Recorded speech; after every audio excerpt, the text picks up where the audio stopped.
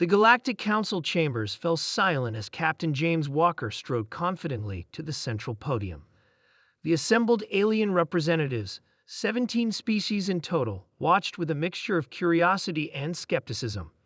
Humans were the newest addition to the interstellar community, and this was the first time they had been called upon to lead a critical mission. "The Void Leviathan approaches the Rigel system," announced Counselor Vex, the ancient Tholian, whose crystalline form shimmered in the soft blue light. "Previous attempts to divert or neutralize this cosmic entity have failed. The human contingent claims to have a solution." Walker nodded, activating a holographic display that showed the massive energy creature, a living storm of dark matter that consumed stars and left devastation in its wake. 3 colony worlds lay in its path. "Our approach is different," Walker explained. "We don't aim to destroy or even fight the Leviathan. We intend to communicate with it." Murmurs of disbelief echoed through the chamber. "Impossible," hissed Delegate Mort of the Centaurian hegemony. "We've tried every known form of communication. The creature is mindless, a force of nature, nothing more." Walker smiled. "With respect, Delegate, you've tried every alien form of communication. You haven't tried human methods." The mission departed within the day. The Council had allocated a single vessel, the smallest that could justify, crewed by Walker and 4 specialists: Dr. Lisa Moore, a linguist; Tom Hughes, a quantum physicist; Maria Diaz, a music theorist; and Ben Keller, a mathematician.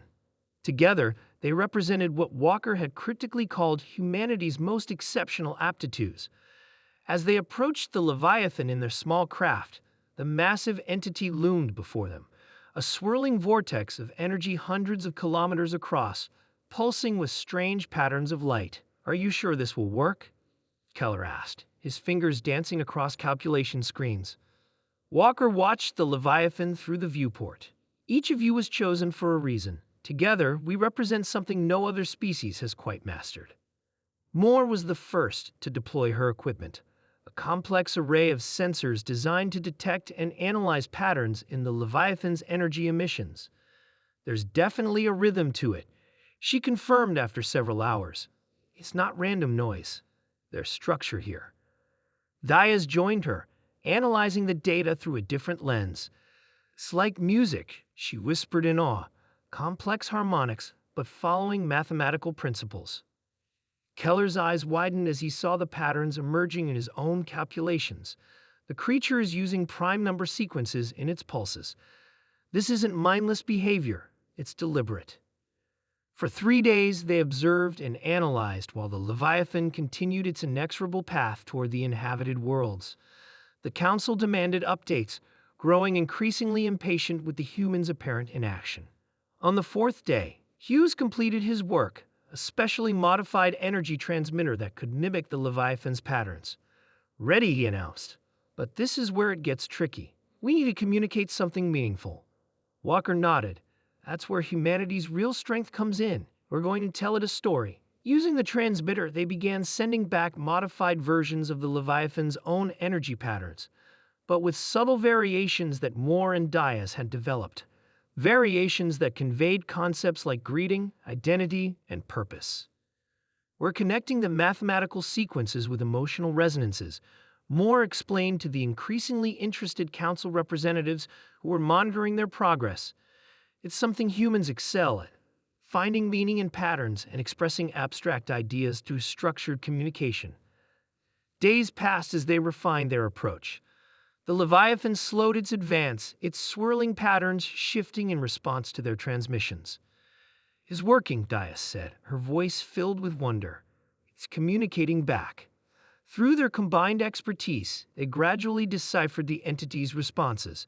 It wasn't malevolent, it was lost, following cosmic energy gradients in search of something it had been separated from eons ago. "It's not hunting," Walker realized. "It's following a homing beacon, like a celestial salmon swimming upstream, and we just happen to be in its path." With this understanding, Hughes reconfigured the transmitter while Keller calculated an alternative route that would satisfy the Leviathan's needs without endangering populated systems. On the 10th day, as the Council prepared evacuation protocols for the threatened worlds, The Leviathan suddenly changed course, veering away from the Rigel system and following the path the humans had suggested. The council chambers erupted in celebration when Walker's team returned. "How did you accomplish what our best minds could not?" demanded Counselor Vex. Walker exchanged glances with his team. "Humans have always excelled at three things: pattern recognition, creative problem solving, and empathy. Where your species tried to fight or flee, we sought to understand. Where you saw a mindless force, we recognized a lost entity with a purpose. And this is common among humans?" asked another counselor incredulously. "No single human possesses all our exceptional skills and aptitudes," Walker replied.